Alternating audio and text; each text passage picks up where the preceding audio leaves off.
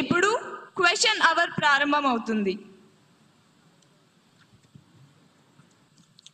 241101 question పై గౌరవ వ్యవసాయ శాఖ మంత్రి గారిని స్పందించవలసిందిగా కోరుతున్నాను.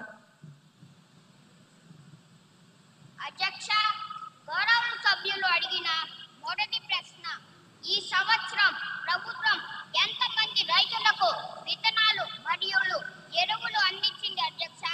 దీనికి నా జవాబు అధ్యక్ష, 12 లక్షల మందికి. రెండో ప్రశ్న అధ్యక్ష, ఇటీవల వర్షాలు తుఫానుల వల్ల పంటలు దెబ్బతిన్న ఎన్ని ఎకరాలకు ప్రభుత్వం నష్టపరిహారం ఇచ్చింది అధ్యక్ష? దీనికి సమాధానం అధ్యక్ష, 3.5 లక్షల ఎకరాలకు.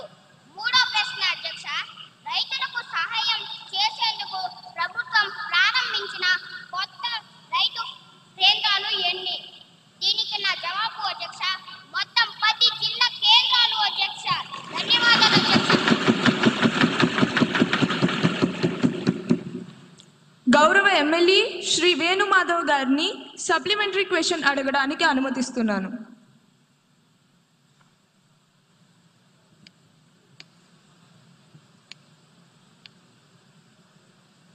అధ్యక్ష, గౌరవనీయులైన మంత్రి గారు 12 లక్షల మంది రైతుల్ని ఆదుకోవడం హర్షించదగ్గ విషయం అధ్యక్ష. రైతులకు మేలు రకపు విత్తనాలు మరియు ఎరువులు సరఫరా చేసి మన ప్రభుత్వాన్ని రైతు పక్షపాత ప్రభుత్వంగా నిరూపించుకోవాలని మీ ద్వారా గౌరవనీయులైన వ్యవసాయ శాఖ మంత్రిని కోరుచున్నాను అధ్యక్ష. రాబోయే రబీ సీజన్లో విత్తనాలు మరియు ఎరువు కొరత లేకుండా మన ప్రభుత్వం ఎటువంటి చర్యలు తీసుకుంటుందో మీ ద్వారా మాకు తెలియజేయగలరని కోరుతున్నాను అధ్యక్ష.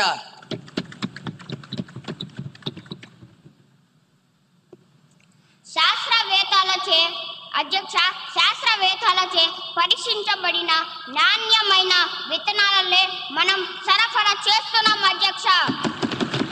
3 నెలల పంట కాలం తరువాత మేము చెప్పే దిగుబడి లెక్కలే మాట్లాడతాయి అధ్యక్ష.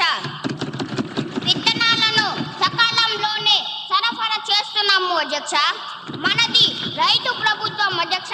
అన్ని రైతులే చెప్తున్నారు అధ్యక్ష. రైతులే రాజు కదా అధ్యక్ష.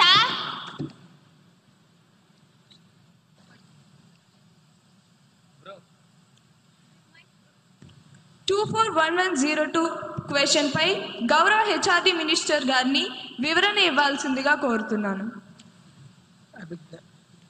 గౌరవనీయులైన అధ్యక్షుల గారికి ముందుగా నా హృదయపూర్వక నమస్కారాలు తెలియజేస్తున్నాను అధ్యక్ష.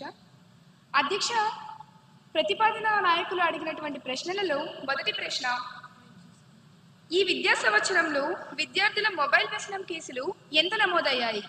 అధ్యక్ష, ఈ ప్రశ్నకి సమాధానం, ఈ విద్యా సంవత్సరంలో 100ల్లో కేసులు నమోదయ్యాయి అధ్యక్ష. రెండవ ప్రశ్న, మొబైల్ వ్యసనం కోసం ప్రభుత్వం ఏమైనా కౌన్సిలింగ్ లేదా రీహాబ్ సదుపాయాలు అందిస్తున్నదా? అంటే ప్రత్యేక రీహాబ్ అంటూ ఏం లేదు అధ్యక్ష, కాకపోతే ఖచ్చితంగా కౌన్సిలింగ్ అనేది అందిస్తున్నది అధ్యక్ష. మూడవ ప్రశ్న, ప్రత్యేక రీహాబ్ సెంటర్లు లేకపోతే డిజిటల్ డి అడిక్షన్ సెంటర్లు ఏర్పాటు చేయాలనే యోచన ఉందా అధ్యక్ష? ఖచ్చితంగా ఉంది అధ్యక్ష, మాకు అటువంటి ఆలోచన ఉంది. ప్రస్తుతం ప్రభుత్వం పరిశీలిస్తుంది అధ్యక్ష. పైలట్ సెంటర్లు ప్రతిపాదనలో ఉన్నాయి అధ్యక్ష. ధన్యవాదాలు అధ్యక్ష.